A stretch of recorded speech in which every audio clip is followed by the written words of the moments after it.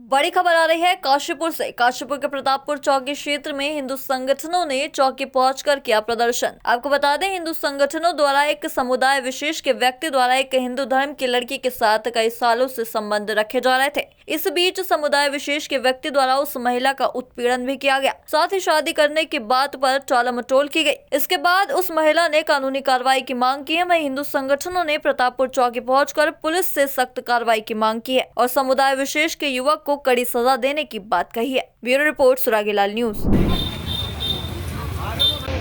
मेरा नाम आकांक्षा ठाकुर है। मैं एक सामाजिक समाज सेवा से जुड़ी हुई हूँ और एक सोशल वर्कर हूँ और भारतीय जनता पार्टी में जिला उपाध्यक्ष हूँ, महिला मोर्चा। जी अपन ये क्या मामला है पूरा मैडम? ये देखने में एक्चुअली ऐसा था कि हमारी बहन जो है ये 8-9 साल से किसी मोमडन के टच में थी। तो किसी मोमडन के टच में होने के कारण क्या होता है कि उनका ना बीच में उनको मार पिटाई, काफ़ी समय से इनका शोषण हो रहा था। तो इन्होंने उस पर शादी का दबाव डाला कि भाई मेरे से शादी कर। और उसने क्या काम करा, शादी ना करके ना मतलब ऐसे ही मांग भर दी और गले में मंगलसूत्र डाल दिया, बस यही सब कुछ किया। और बाकी ना करता रहा, उसको दिलासा दिलाता। हाँ, मतलब पहली बात तो आप ये देखिए, जब ये 8-9 साल से उसके साथ में थी तो जब मिली ये एक किसी मझार में मिली थी। जब उस मझार में मिली तो 1-1.5 महीने तक तो वो हिंदू बन के मिला कि ये मैं हिंदू हूँ, हाथों में कलावा बांध रखा था, नाम मोनू रख रखा था। उसके बाद क्या होता है, 1-1.5 महीने बाद इनको पता चलता है ये तो मोमडन है। फिर उसके बाद क्या होता है, ये अपने घर वालों को बताती है, घर वाले सारे संपर्क तोड़ देते हैं। फिर समाज भी, जब आस पड़ोस में पता चलता है, वो भी संपर्क तोड़ देते हैं। तो वो लगातार वो लड़का भी इसके टच में ही था, मतलब वो कॉल भी इनको कंटिन्यू कर रहा था क्योंकि वो चाह रहा था कि इसका सबसे कॉन्टैक्ट टूट रहा है तो मैं गंधा दूँ। अब ऐसे में क्या करती है महिला कि इमोशनल होती है, गंधा मिल गया उसको, वो वहाँ चली गई। वहाँ जाने के बाद क्या होता है कि वो देखता है कि इसका सबसे संपर्क टूट जाता है तो इसको मारा पीटा जाता है काफ़ी टाइम तक। तो इसका शोषण करते हैं। ये कहती है कि चलो मेरे से शादी कर लो, ये कर लो। शादी वगैरह भी नहीं करता है। फिर शादी नहीं करता तो इनको काफ़ी टाइम बाद फिर ऐसा लगने लगा कि अब ऐसा गुजारा नहीं होगा। तो इन्होंने फिर उस पर बहुत ज़्यादा दबाव डालना शुरू करा। तो जब दबाव डालना शुरू करा तो उसने बहुत ज़्यादा मारना पीटना शुरू करा। फिर इनकी बेटी भी बड़ी हो रही थी तो इन्होंने देखा कि मेरी बेटी के साथ में ये गंदी हरकतें करने लगे, मतलब गंदी निगाह रखने लग गया है। एक माँ अपने ऊपर बर्दाश्त करके अपनी औलाद के ऊपर नहीं कर सकती है। तो जब इनको लगा कि मेरी बेटी में गंदी निगाह डाल रहा है तो इन्होंने क्या काम करा, अपनी उस पति से अलग रहने का विचार किया और उसके बाद उसे छोड़ के वो आ गई। जहाँ भी ये आना चाहती थी वहाँ आ गई।